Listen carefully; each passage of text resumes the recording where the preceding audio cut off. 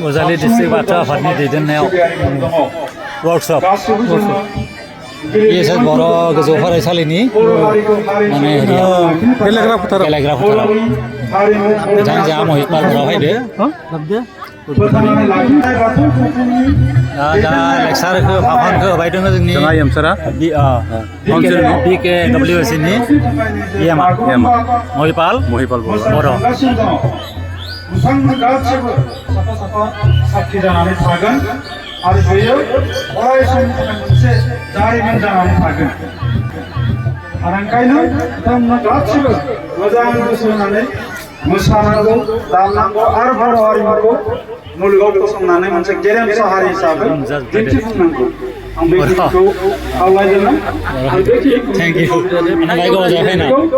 S बर' गोजौ फरायसालिनि माने गाहाय फोरोंगिरि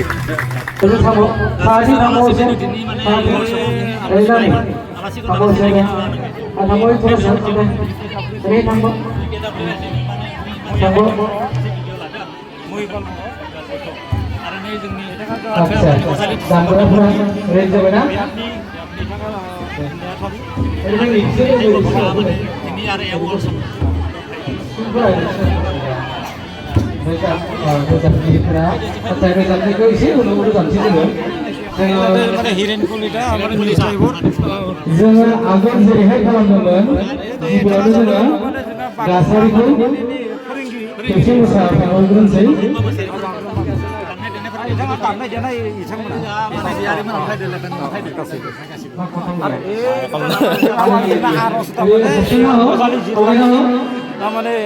माइनावनि लोगोसे जिल्ला माने बाथौ बुथुमनिबो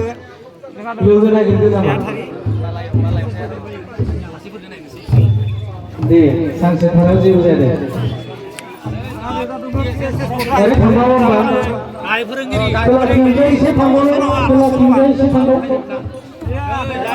जिल्लानिनो थारमाने बोसोनगिरि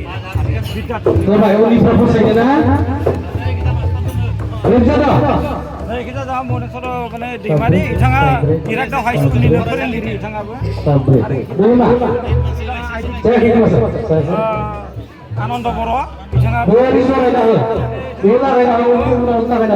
माने सानजा बजालि बिथाङा अबखर मोनबाय आरो बे माने भलेन्टियार बायद'आ दङ माने इरागदाव हाइ स्कुलनिनो फोरोंगिरि बिथाङाबो माने हेरि फेटवानि सानजा जों गिबियावनो उनफोराव थांनाय बारफोराव जेरैहाय मोसादोंमोन जोङो गासारि आरो मोदोम सालिनाय बेखौ जों गिबियावनो जागायग्रोगोन ना बेनि उनावहाय बागुरुम्बासिम आवगायगोन गासै बियाबनिनो गोजा मावदो नामा